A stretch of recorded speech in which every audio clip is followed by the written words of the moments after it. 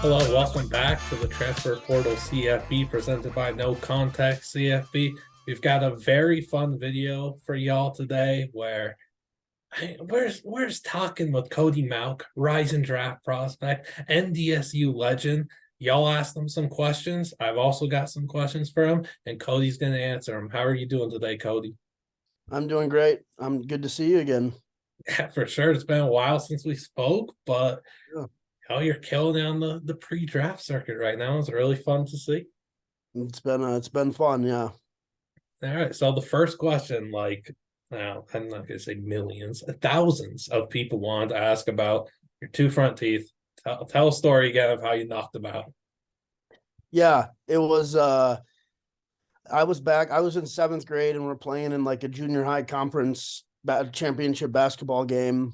And I was just diving for a loose ball and one of my buddies was diving for it as well. And he had his head down and I just kind of went face first right into him.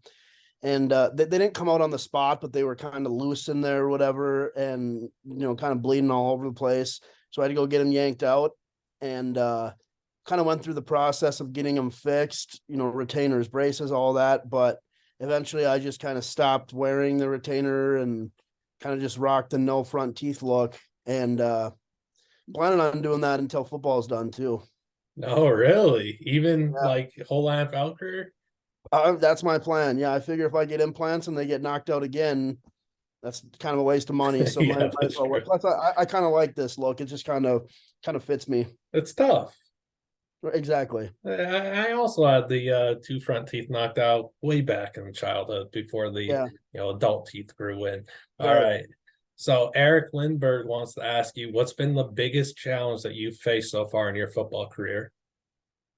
The biggest challenge for me was just position changes, kind of from going from a high school tight end to having to play defensive end my first year on the scout team, and then back to tight end, and then into O line or offensive tackle, and now having to play guard slash center as well. Just kind of all the position changes that I've had to go through, and new playbooks, techniques, that kind of stuff. So you kind of shared this back in August, but for your new fans, Prime Shador wants to know what your initial thoughts were when they asked you to make that change to offensive tackle. I was honestly okay with it. Like the coaches had been joking about moving me for a while, but I thought it literally was just jokes. And then when I realized that I was actually going to switch when they told me, I was happy. I'm like, wherever I can make a better impact, and I, I thought I'd be a better tackle than I was tight end anyway. So I was okay with the move. Craig S. Clark is asking about the nutrition and the physical fitness plan that allowed for growing an inch and adding over 70 pounds after reaching adulthood. Yeah, it was well, really it was just I was a really small school North Dakota kid. I played nine-man football. Like our weight room was just tucked on the stage in our gym, like just took up half the stage, like, real small. So we didn't really have, we weren't lifting that much being such a small school. So I had a lot of room for development, and it was just I ate at the dining center a lot, got an unlimited plan there, and I was just actually lifting real weights. And I think the progressions kind of came naturally. Dan Keegan, who does a lot of good content for us at the Transfer Portal CFB, he just wants to know what that worst food that you had to eat was when you were trying to pack on all those pounds. The worst food, like it's not a bad food, but like the amount of PB&Js that I've eaten in my life, we were eating PB&Js all the time, and it's like you just get sick of them, but you still have to shove them down all the time. Even to this day, I'm still eating PB&J. I'd be okay with never eating a PB&J again. Really? You don't like try and get creative with it and like maybe only go peanut butter, banana, or just I've done all the works. It's still bread, peanut butter, some kind of jelly, and I'll throw on some bananas or something. But just eating them so much in my life.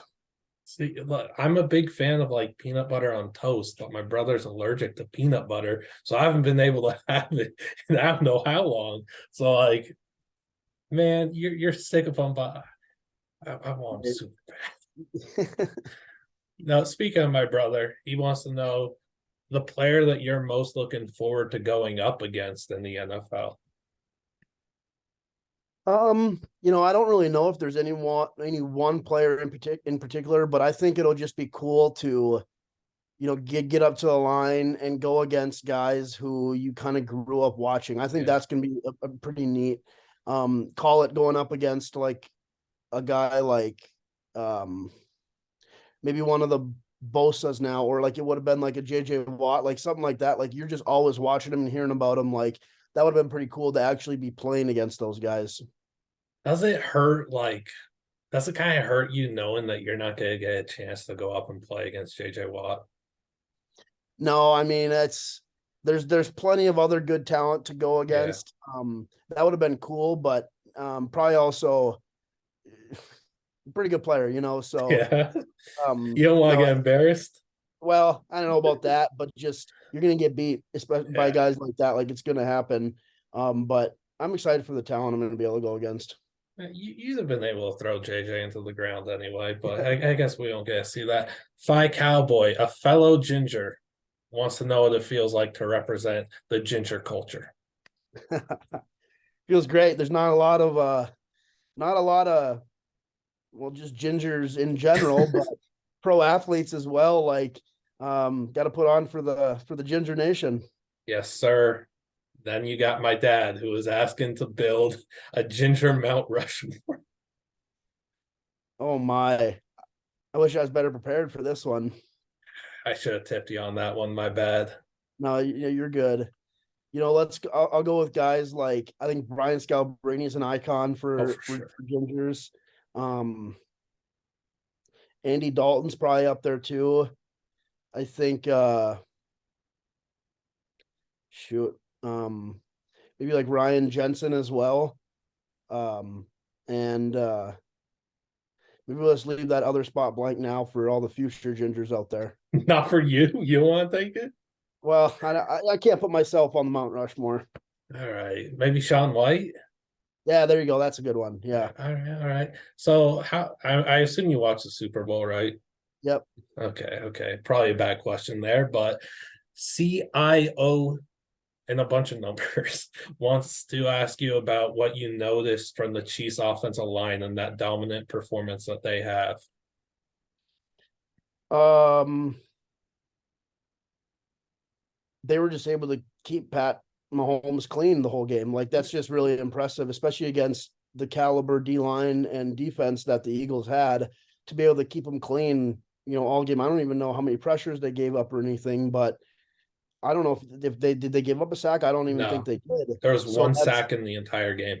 yeah. And there's maybe outside factors like the grass was obviously tough to play on and people are maybe having to play a little bit slower, but both teams have to deal with that offense and defense. So I think just the ability to keep, especially in a big game like that against a great defense, to be able to keep the quarterback clean, that's what you're looking for in big games. For sure. They also want to know if there was a team or teams that you dreamed of playing on in the NFL. I don't know if there's any in particular teams, but like I grew up a Vikings fan, so I was always watching the Vikes. So I mean, if I had to pick an answer, I'd say the Vikes. All right, all right. I'll keep that in mind. MDog 6968. If you weren't playing football, what do you think you'd be doing? Like, what would your dream job be? My dream job's so I grew up on a farm in North Dakota. I want to, my dream job is to, even after whatever the NFL brings me, is to go back and work on the farm with my family. So if I wasn't playing football, that's where I'd be right now, probably back on the farm. D-Gens up north is asking, who do you hate more, North Dakota or South Dakota State? Definitely South Dakota State. Yep. Definitely more of a rivalry there for us. Yeah, I love talking to you and Noah Gindorf and then two of the guys from South Dakota State and getting your guys' angles and thoughts on the rivalry. And both like you guys just shoving away North Dakota and then shoving away South Dakota. They couldn't care less. It's just about the respect that they have for y'all and that hatred and vice versa. Yeah. Well, and for us, we hadn't played North Dakota since like it'd been a couple years because they were in the Big Sky, but they're kind of still the little brothers. So we're SDSU is definitely more of a rival for us. Definitely. Jason Hewitt 50 is asking about your favorite pregame meal. I'm not huge on. I don't eat a whole lot before for my pregame meals, but I love like at the dining. We'd eat our pregame meal at the dining center on campus, and they had just these ham and cheese omelets that were I knocked down about three of them, just trying to make sure I get some food in me. But I love the ham and cheese omelets. I was kind of hoping you say they had a really good PB&J. Yeah, yeah. Not The on game day. omelets are good though. Yeah. Oh yeah. I know you have like a very kind of basic pregame routine too, right? Like you don't do much at all. Not at all. No, I used to be a music guy. I don't even listen to music. I really just we have a little like players lounge in the locker room. I'll go sit, bring all my equipment in there, kind of slowly get ready, and we'll turn on college game day or college football, or one of the guys who are injured or not playing, they'll be playing like UFC or something like that. So like this year, Noah Gindorf was hurt, so I'd be in there just watching him play UFC. Like while I'm kind of studying my tips and reminders a little bit, but just trying to stay calm before the game. That's great. Troy R. Boyd 1 wants to know about some good recovery habits that you have, like after, before practice, to help prevent injuries, being on that offensive line, playing like in the trenches, man. Yeah, it's really about trying to just stretch as much as you can, making sure you're stretched out before foam roller, like sitting on that, like just stretching out before, but especially after practice or after a workout, it's easy to just be done, go back to the locker room. But if you can just get 5-10 minutes of stretching in, that seems to have helped me a lot, just from just kind of staying loose and keeping away any like nagging injuries, soft tissue stuff. Lemon PHN wants to know what your best football memory is. So you have a lot to choose from. I do have a lot to choose from. I think it's just the best football memory. Like for us, we were able to go on the stage for me 4 times at for national championship. And I think the Montana State game in 2021 was the best feeling for me, because it's my first national championship being a starter. And a lot of my buddies were on that team who weren't taking their 6th year, so they were all done. So kind of the last time around with them, that was pretty special. Definitely a memorable game for, some diehard college football fans, because people be tripping, don't watch the FCS. Right? Don't care, No. don't care. Headbanger 215 has an interesting one. I don't think you're going to see this coming. 2017 Cody Mauch is fighting 2022 Cody Mauch. How is 2017 Cody Mauch going to beat 2022 Cody Mauch? I think I don't know. I mean, I think he might have to try to beat him with some sort of speed, just get on him quicker than the 2022 Cody can get on him. I'd say just try to beat him with speed somehow. Josh underscore trailer 03 is, seeing that a lot of people are projecting you to play some guard at the next level, despite having played tackle for so long. And, they want to know what position you'd like rather play at the next level, and what you think you're best suited for. Well, I'm the most comfortable at tackle, just having done that for the last 4 years. But I'm working a lot at guard and center now, both sides of the ball. I'm working at all 5 spots, just because I don't really have a particular position in mind that I would want to play at the next level. I just want to be able to help a Yeah. team wherever I can. So wherever I can play, but I probably feel the most comfortable at tackle, just haven't done it longer. Yeah, for sure. Command Dorks wants to know if Bigfoot is real or not, and if he's real, where is he? Yeah, I see. I love this kind of stuff. Just for the sake, yeah, I think Bigfoot's real. I think he's sitting out in the woods somewhere, just kind of hanging out. In just general the woods. I think so. I don't know. I wrote a little paper on Bigfoot back in 10th grade. And so I would have had a lot more information about the location and stuff. That's all completely out of my mind. So yeah, I'll say somewhere in the Rocky Mountain regions. All right. 34X Barkley wants to know about the relationship with Margot Robbie. How is it going? Oh my gosh. Yeah, that You knew it was gonna come up. Yeah, it was. Yeah, I got a good chuckle when I saw that tweet come out. Definitely. Jim Weber tweeted that, if I'm not mistaken. I think that got some good traction. I All think it did. right. These last few questions are coming from some idiot named Liam Blutman. So, do you put any prep into your celebrations, like whether you're practicing them, a week or whatever before the game, or brainstorming ideas in your sleep, or is it just the art's just all done on the fly?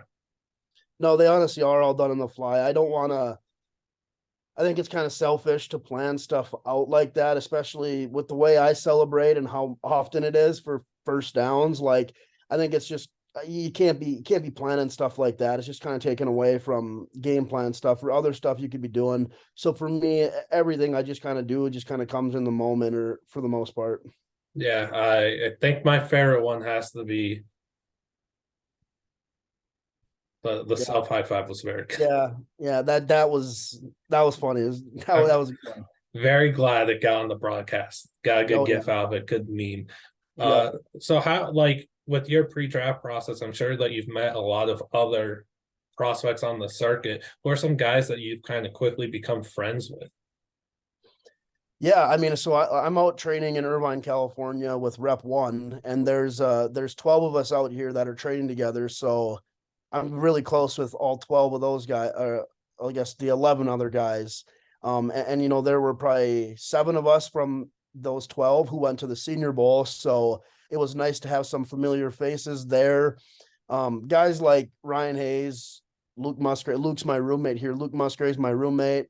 Dalton Kincaid, Ryan, Blake Freeland, Matthew Bergeron, like Dalton Kincaid. Those are just some of the guys that we're hanging out with all the time. Um, just cool to get to meet guys like them. For sure, for sure. That's a good crop of talent out there. Some Yeah, it's potential first rounders. it's great group of guys. What does your training routine look like right now? And did you set any like personal goals for the combine for some of those tests?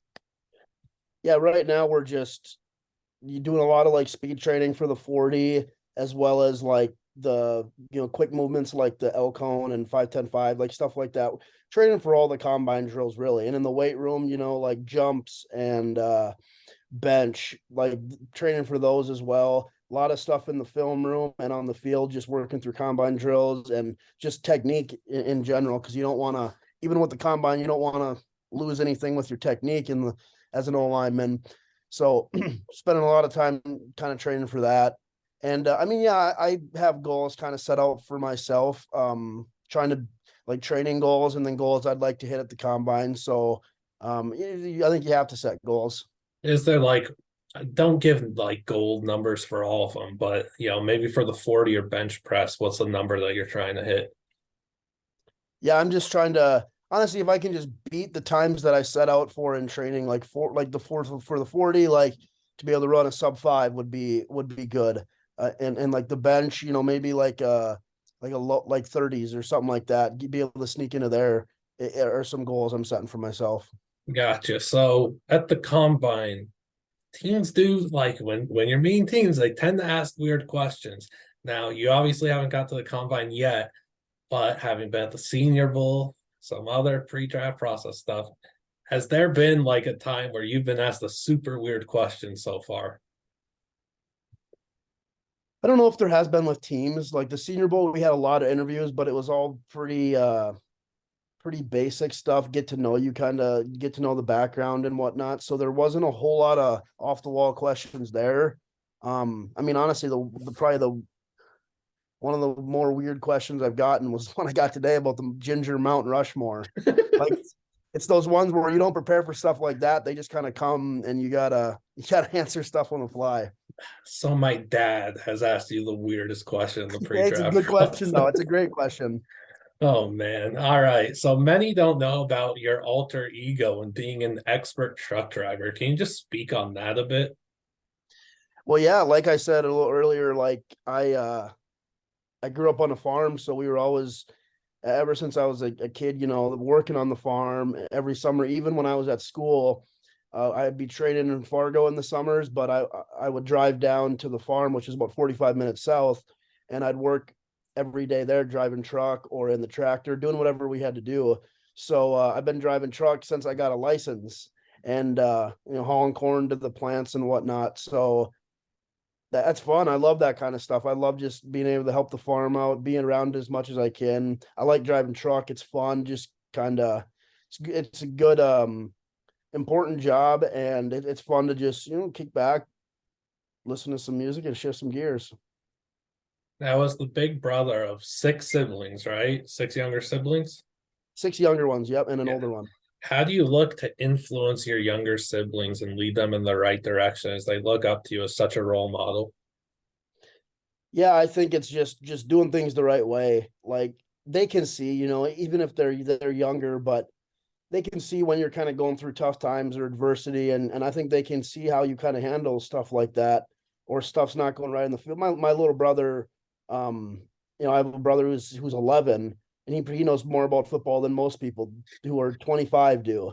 So he can tell stuff's going wrong on the field, and just making sure you handle yourself good in all situations, even if it's on the field, off the field. If you're just always handling yourself well, I hope that's something they can kind of take from me. What's his name? We gotta look out for him on the field in the next few years. Yeah, his name's Damon. All right, so he'll be kicking at NDSU.